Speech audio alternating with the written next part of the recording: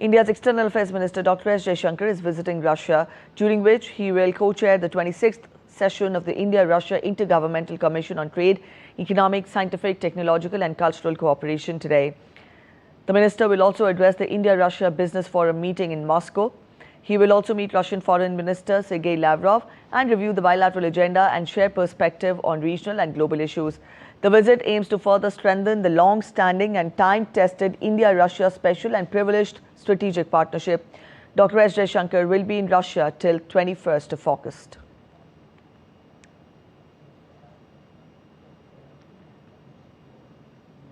India has slammed Pakistan at the United Nations Security Council over forced religious conversions of thousands of vulnerable women and girls. Addressing the open debate on conflict-related sexual violence, Indian diplomat Aldous Matthew reminded UNSC about the violations by Pakistani army on Bangladeshi women in 1971, at a time when Pakistan is sitting as a non-permanent member. He added that the atrocities by Pakistan still continue unabated. Mr. President, before I conclude, I would like to briefly address the baseless allegation raised by the delegate of Pakistan. The utter impunity with which Pakistan army perpetrated heinous crimes of gross sexual violence against hundreds of thousands of women in erstwhile East Pakistan in 1971 is a matter of shameful record. This deplorable pattern continues unabated and with impunity to this day. Rampant abduction, trafficking, child early and forced marriages and domestic servitude, sexual violence and forced religious conversions of thousands of vulnerable women and girls as weapons of persecution towards religious and ethnic minority communities are reported and chronicled, including in the recent OHCHR reports. These reports highlight that the vile acts by Pakistan are also validated by its judiciary. It is ironical that those who perpetrate these crimes are now masquerading as champions of justice. The duplicity and hypocrisy is self-evident. Asserting that a multifaceted approach is needed at this hour in today's times when the world grapples with various conflicts, the diplomat said that the focus should be on adopting survivor-centric approach in prevention and response mechanisms. He added that India has taken several steps to deal with the issue and is ready to share the experience. Underlining the seriousness attached to the issue by India, Prime Minister Modi joined the Circle of Leadership on the prevention of and response to sexual exploitation and abuse in United Nations operations. In our experience, the female engagement teams that India deployed in peacekeeping missions across conflict zones have been tremendously successful in connecting with local communities, addressing gender-sensitive issues, engaging with victims, and enhancing the effectiveness of peacekeeping operations. Also, the lower house or Lok Sabha will resume the special discussion on India's first astronaut aboard the International Space Station, critical role of space program for Viksit Bharat by 2047 for the third day today. The discussion, which began on Monday, saw members hailing astronaut Shubhanshu Shukla, who became the first Indian to set foot on the ISS, a milestone that cements India's growing stature in the global space sector. Shubhanshu Shukla's journey to space was marked by nearly a year of rigorous training in the US, preparing him for the Axiom 4 mission. His selection as India's astronaut and participation in the ISS mission brought him global recognition. Returning home, he expressed gratitude for the love and support he received and vowed to share his experiences with the Indians across the country. His story highlights not only personal resilience, but also India's evolving role in international space collaborations.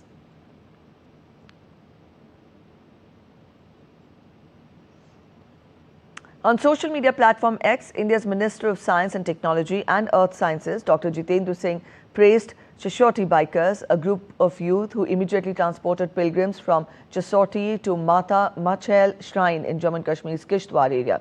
He tweeted, and I quote him, "Up on your screens, we'll have the tweet. No words enough to acknowledge their selfless service at the risk of their lives. No rewards enough to honor their brave presence of minds. Chashoti bikers, a group of youth engaged in ferrying pilgrims from Chashoti to Mata Machel Shrine Point on bike, were the first to turn to be the immediate rescuers after the sudden cloud burst, which had taken everybody by surprise. Even before the administration, government rescue teams or local people could come forward for assistance. These youngsters, who were already there on the spot, put their lives at risk and started pulling out the victims stuck in mud and debris. Their courageous feat will for long be cited as a unique inspiration for the youth in particular and for the society in general. ISRO Chairman V. Narayanan on Tuesday said that the space agency has been working on a rocket as high as a 40-storied building to place 75,000 kilograms satellite in low Earth orbit. Delivering the convocation address of Osmania University, he said that this year the space agency has lined up with projects such as NAVIC, that is Navigation with India Constellation System satellite, and the N1 rocket, besides placing a 6,500 kilograms communication satellite of the US into orbit using Indian rockets. At the convocation, he was presented with the honorary degree of Doctorate of Science, recognizing his pivotal contribution to India's space program by Telangana Governor Jishnu Dev Verma. Last 6 months, there are 3 major accomplishments with UST. One was Axiom program, second one is NISR, satellite launch. In another 3 months, you will come to know an important mission. A 6,500 kg communication satellite built by USA is going to be launched by Indian launcher on commercial basis. That is the place today ISRO is standing. Up next, we get you weather updates. First up from India, where most parts of western state of Maharashtra, including the capital Mumbai, continue to be lashed by rains, disrupting normal life. The continuous downpour had a major impact on suburban railway services. After 8 hours in Mumbai, the CSMT to Kalyan train left at around 8 p.m. However, all lines of Central Railway have resumed their services. On Tuesday, low-lying areas including Hindmata, Sion, King's Circle, Wadala were flooded in Mumbai, which affected road traffic. Also, traffic has been diverted at many places as the Mithi River crossed the danger level in the afternoon. The river water has entered the urban areas and 5 teams of NDRF were deployed for rescue and relief operations, evacuating 350 citizens from Kurla Kranti Nagar to a safer place. Mumbai and adjoining areas have been given the orange alert.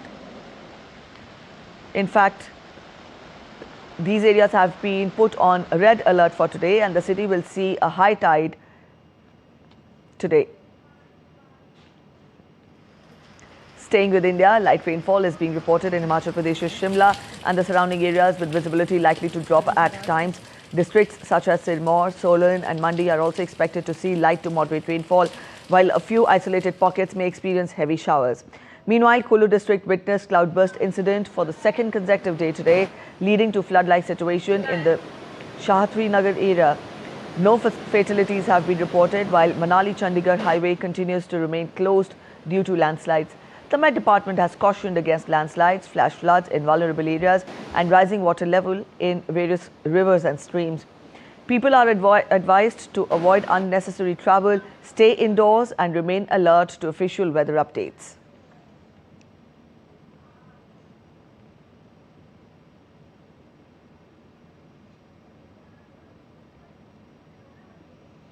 Let's get you weather updates from rest of the world now. From Pakistan, where torrential monsoon rains lashed the commercial capital Karachi on Tuesday, causing traffic gridlock and power outages. Met Department has forecast widespread rain and thunderstorm in several districts, including Karachi, until August 21st, with occasional breaks. The deluge comes as flash floods triggered by cloudbursts in the mountainous northwest have brought destruction since Friday in the worst spell of this year's monsoon, with officials warning of more storms ahead. And from here, we take you live to Lok Sabha, or the lower house of parliament, where electronics and IT minister Ashnavi Vaishnav is tabling the promotion and regulation of online gaming bill 2025. हमारा monsoon session शुरू हुआ, इस तरह का नारा ये लगाते रहते हैं और 3 दिन से कैप्टन शुभांशु शुक्ला को सम्मानित करने के लिए चर्चा के लिए बिजनेस में लीज तय किया गया है। ये बहुत दुख की बात है। हमारा देश का नायक जिन्होंने अंतरिक्ष में यात्रा करके भारत का झंडा को लहरा के आया, उनको सम्मानित करने का भी मौका नहीं दिया है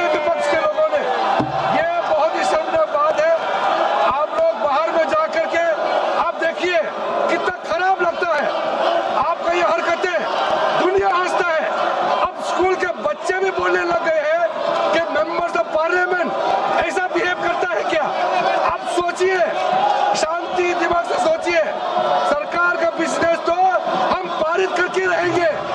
देश का हक में, समाज का हक में जो काम हमको करना है, देश के लोगों ने दायित्व दिया है, हम काम करेंगे। लेकिन हंगामा करने से नुकसान होता है तो आप लोगों का ही होता है। ये सदन सबका है, मेंबर्स ऑफ पार्लियामेंट का है। इसमें सबसे ज्यादा नुकसान नए मेंबर्स ऑफ पार्लियामेंट, विपक्ष के साथियों को होता है। आप लोग सोचते हैं कि हंगामा करने से कुछ फायदा होगा। जो ज्यादा हंगामा करेगा जनता उसको पूरा नकार देगा। आप लोग कोई सहानुभूति प्राप्त करने वाला नहीं है। इसलिए मैं पुनः आग्रह करता हूँ, आप लोग चर्चा में भाग लीजिए, बिल्स का डिस्कशन में भाग लीजिए। कैप्टन सुभांशु शुक्ला को सम्मानित देने में साथ दीजिए। आपके माध्यम से मैं फिर अनुरोध करना चाहता हूँ सर। लोग देख रहे हैं। Members, I request all you all to go and sit in your respect.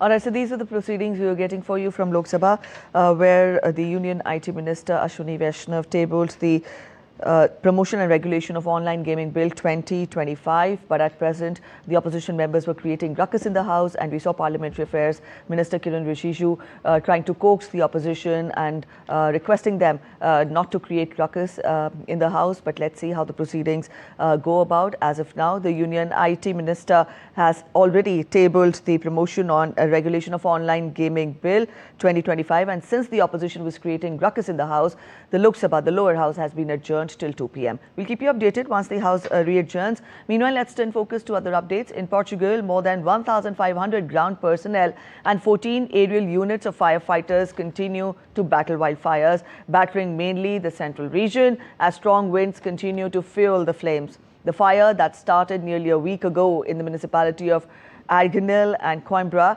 has burnt more than 200,000 hectares of land, which is more than the total area burnt in all of 2024. Mainland Portugal has been affected by multiple rural fires since July, especially in the north and centre of the country.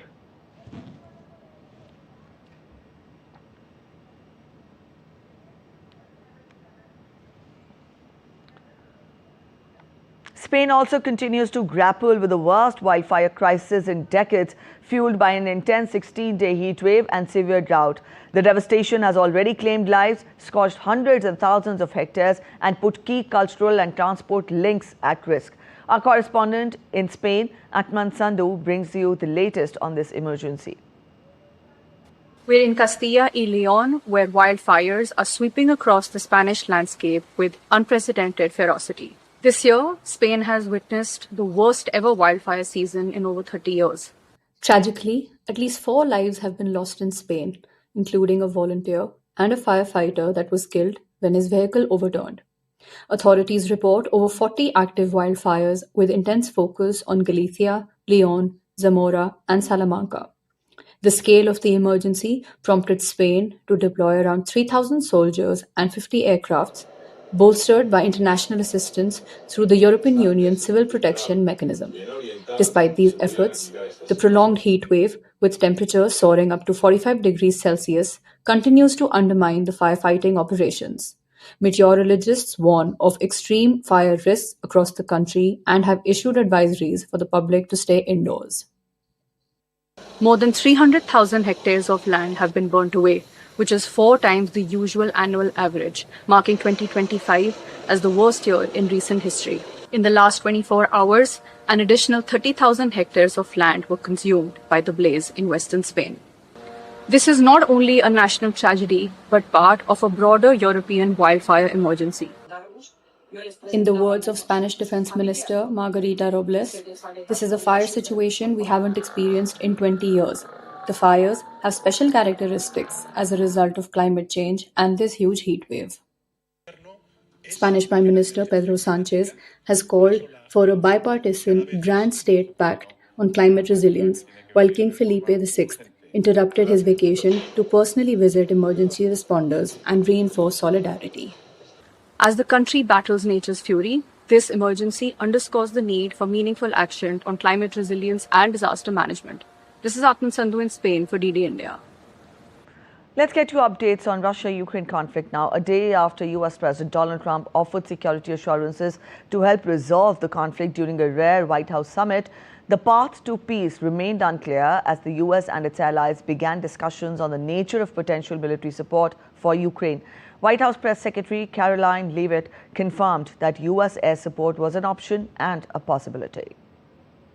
U.S. boots will not be on the ground in Ukraine, but we can certainly help in the coordination and perhaps provide other means of security guarantees to our European allies. The President understands security guarantees are crucially important to ensure a lasting peace, and he has directed his national security team to coordinate with our friends in Europe and also to continue to cooperate and discuss these matters with Ukraine and Russia as well.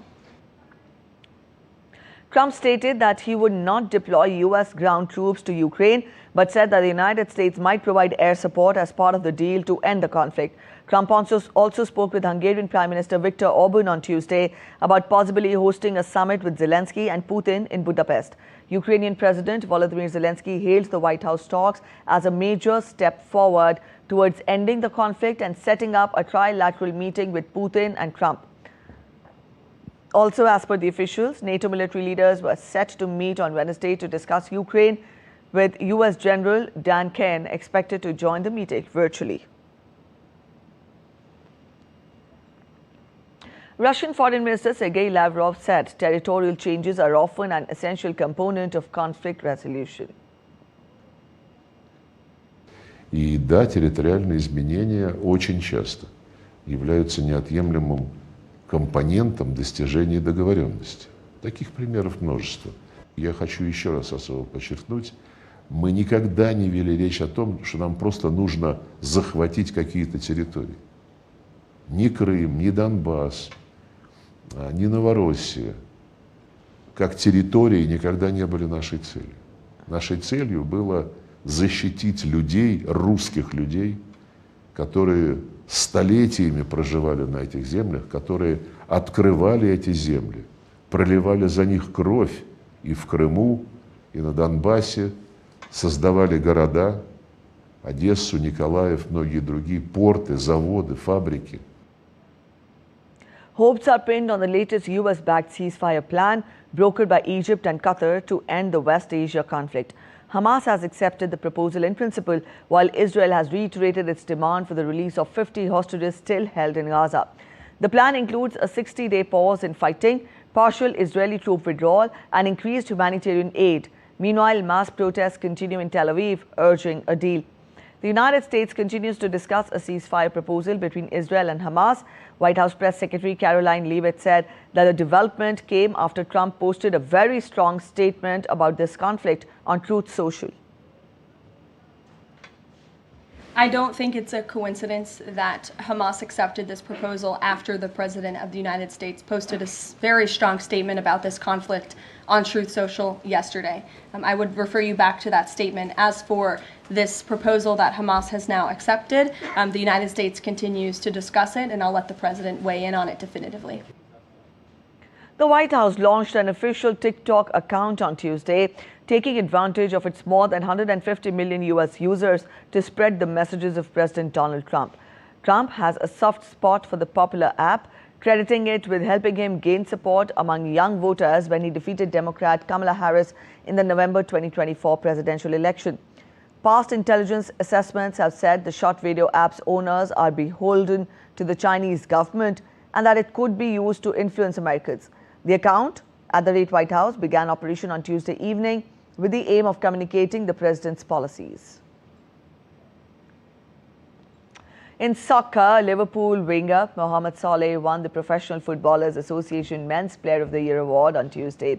Saleh, who joined Liverpool in 2017, was the Premier League's top scorer last season with his 29 goals along with 18 assists, playing a key role in the club winning the league title, finishing 10 points ahead of runners-up Arsenal. The 33-year-old had already clinched the Premier League Player of the Season award, the Golden Boot for most goals scored, and the Playmaker award for most assists, making him the first player to win all the three awards in the same season.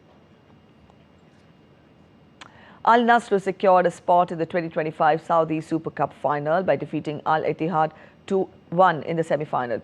This was held at Hong Kong Stadium on Tuesday. 40-year-old former Manchester United and Real Madrid star Ronaldo assisted in a 2-1 victory, which featured French veteran Karim Benzema up front. Sadio Mane and Joao Felix were on the score sheet for Al Nassr. Having won the Saudi Super Cup twice in 2019 and 2020, this will be Al Nassr's 6th appearance in the final battle overall.